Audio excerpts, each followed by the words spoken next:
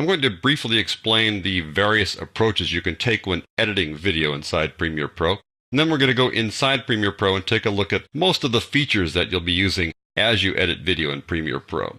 This will just be a demonstration, so just sit back and relax as we go through all of this. Your first basic task when doing video editing is to put untrimmed clips in a logical order on a timeline, or as it's called in Premiere Pro, a sequence. And you could call it a day right there. You've got your story done. The clips are in some logical order and your story is told, but most likely you're going to want to go beyond that. You're going to want to remove or trim parts of those clips. You want to remove things like jerky camera moves, or take out some long sound bites, just leaving the short, pithy sound bites that you want to use, and trim away out of focus shots, stuff like that. Beyond that, since you're working with Premiere Pro, you're going to want to do some advanced editing. That involves creating matched action and tight and wide edits where the clips line up nicely. Or you want to change the clip speed, duration, and direction, meaning slow motion or reversed clips. You want to put clips in motion, meaning you're taking the entire clip and moving it across the screen.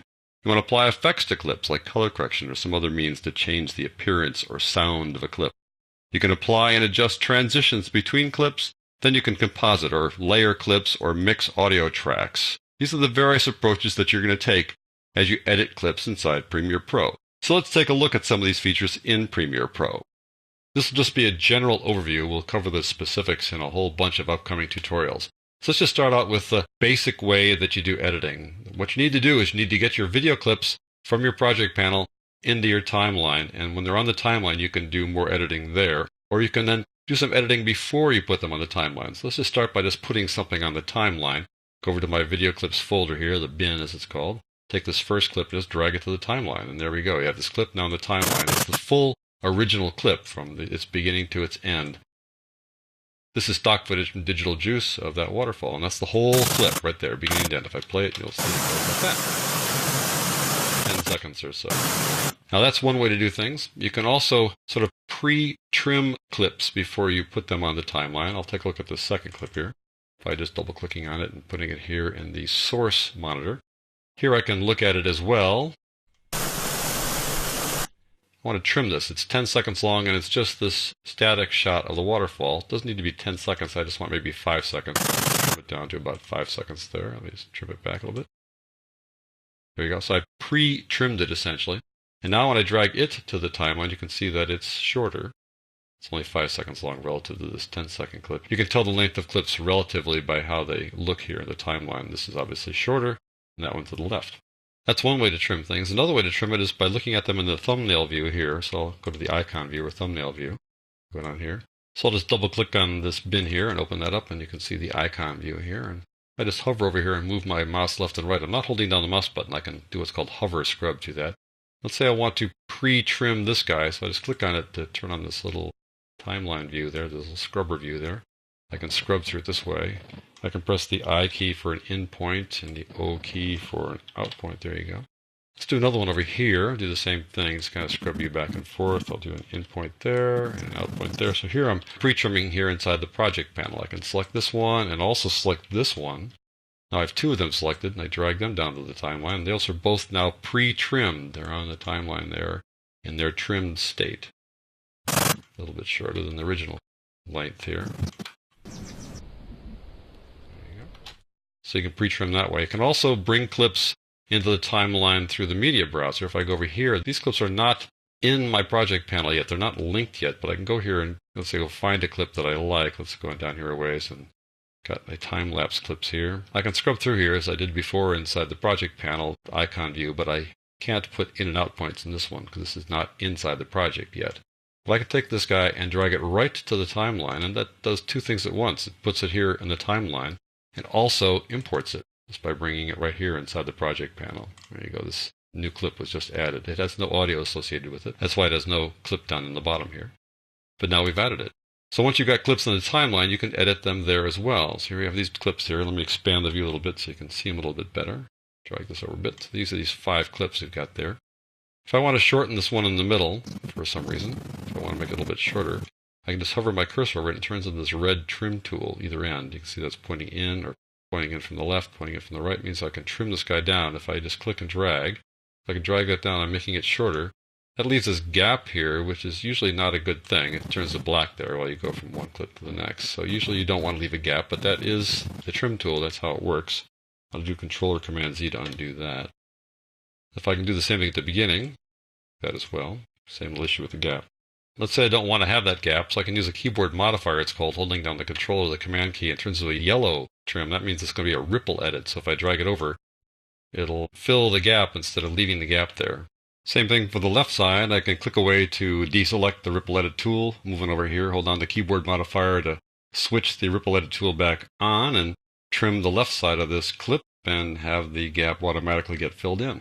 I can do what's called a rolling edit. If I put my cursor right on the edit point and hold down the keyboard modifier, it turns into this little 4-arrow thing that says I'm going to shorten the length of one and lengthen the other one. So if I drag this thing to the left, it's going to shorten this guy and make this guy in the right longer. So that's how that works. And you can see that on the upper right-hand corner there, you can see that going on. You can see exactly where the in and the out points are going to be if I make those changes. There we go.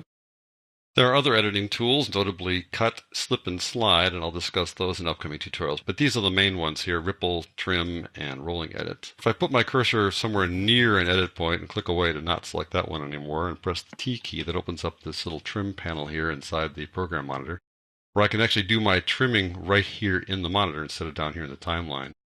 Do my rolling edits right there, watch them as they play back. If I want to switch over to the Ripple Edit tool, I can do that as well. You can see that one moves depending whether I'm going left or right. It's a little more intuitive here because you can see it right there as you're hovering over it. So your eyeballs are focused up here in the program monitor. So that's how you can adjust the lengths of clips inside the timeline. You also want to, let's say, add clips to your project. You usually don't work only on one layer like this, one video layer and one audio layer. You typically composite things here inside the video side where you composite or layer in other kinds of clips or still images or graphics, and you typically do mix audio down here. So let's start off by mixing some audio in. Got this music here. I'll put that down on a separate track. So now the audio and the audio associated with the video will play together. Barely hear the music, right? So you can adjust the volume level of the music or the volume level of the waterfall. The waterfall really is what's too loud, so I just click on that clip and I can see its audio there on the bottom. There's a video on the top, and I can adjust the audio volume in multiple ways, but one way is to go to the Effect Controls panel over here and adjust the audio volume over here. I'll just show you that.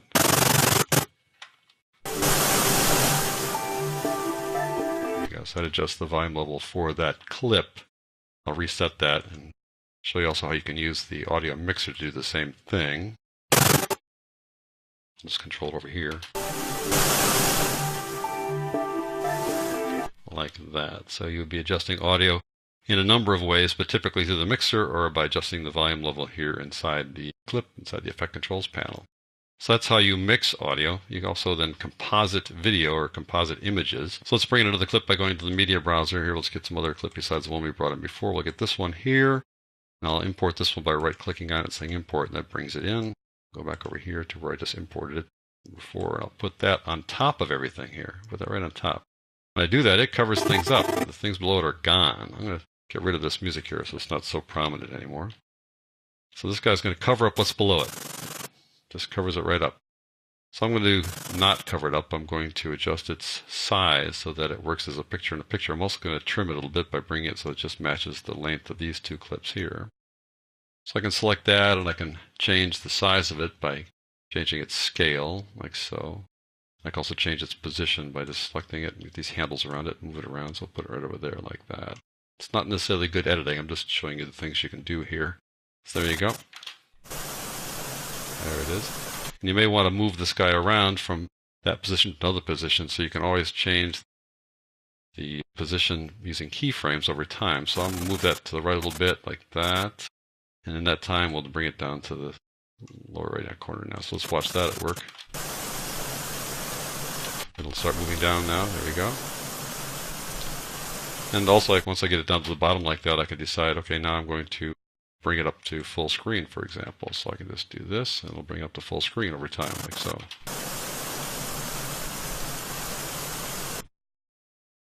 There it goes to full screen. You can animate motion like that. You can also apply effects. So let me just apply an effect here to the next clip, for example.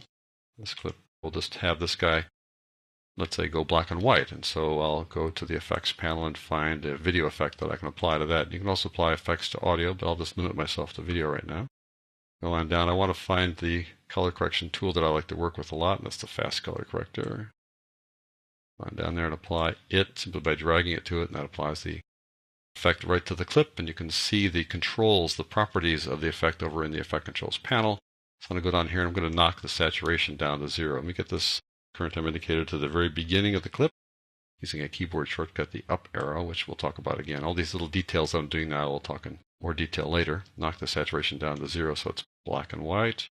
Turn on keyframes for that. Go in a little ways, like about that far, for example. And not only bring the saturation to full, but maybe go beyond full to make it look really rich. So you can animate the effect over time as well. Something like that. There we go. So we can mix audio, we can overlay clips, composite clips, as picture in a picture. We can apply effects and have those effects change over time. And then finally, you can create titles that or text or something like that can go on top of your clips. So let's just go do that by going to Title, New Title, based on a template. And we'll go on down here, let's say, to the upper thirds, for example. And let me scroll down a little bit here. There we go. Let's try this one instead.